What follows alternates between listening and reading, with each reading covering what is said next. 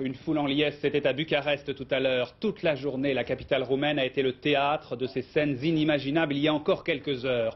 Une foule en liesse parce qu'un dictateur, Nicolae Ceausescu, a été arrêté après s'être enfui. Parce que, en se soulevant, le peuple roumain a mis fin en quelques heures à 24 ans de terreur et de souffrance. La fin du régime Ceausescu en Roumanie, c'est un événement historique que nous vous faisons vivre depuis ce matin. Et c'est pourquoi les programmes d'Antenne 2 ont été modifiés aussitôt après ce journal. Vous pourrez suivre un magazine animé par Daniel Bilalian sur les événements en Roumanie. Images, reportages, témoignages sur l'un des événements majeurs de cette fin de siècle. Ceausescu est donc arrêté. Mais tout n'est pas réglé en Roumanie. L'insurrection populaire n'a pas encore vaincu. En effet, des éléments toujours fidèles au dictateur résistent à Bucarest, mais aussi dans d'autres villes. Alors, la situation est-elle en train de basculer? Philippe Lefaux. L'histoire à nouveau là dans ces images que nous venons juste de recevoir d'une Libération en marche. Voici la première preuve par l'image que l'armée s'est bien ralliée avec ses manifestants par dizaines sur un tank. Dans la principale artère de Bucarest, la rue Magheru, ils sont des centaines de milliers ce matin, alors que les étudiants avaient appelé à manifester et qu'ils ont été relayés dans la journée par les ouvriers en grève et l'ensemble de la population. Ils crient « Ne détruisons pas les preuves du crime ». Autrement dit, n'abîmons pas ce qu'a fait Ceausescu, il faut que ces preuves témoignent pour l'histoire. Nous sommes ici au centre de Bucarest, sur la place de la République, devant l'ancien palais royal devenu siège du parti. Les manifestants ont investi le palais et ils jettent par le balcon les œuvres complètes de Ceausescu.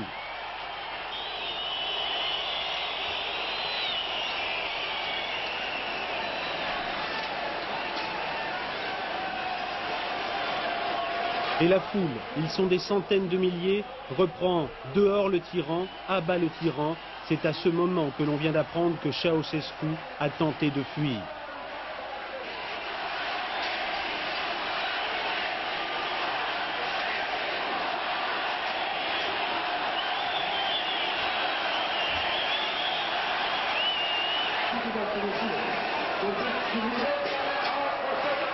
Et l'on voit les premières traces de ce peuple libéré dans ces drapeaux, dont le centre a été troué, dont le centre a été déchiré à coups de ciseaux.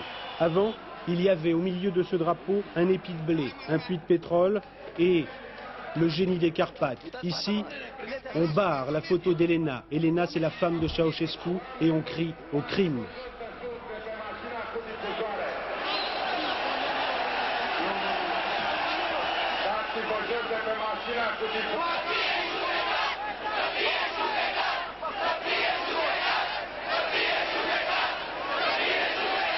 On crie à la liberté, on dit Ceausescu sera jugé, mais pour l'instant, à 20 h, heure française, rien n'est réglé. La radio et la télévision roumaine font état à l'heure actuelle au centre de Bucarest de batailles féroces. Certains témoins affirment avoir vu plusieurs centaines de morts.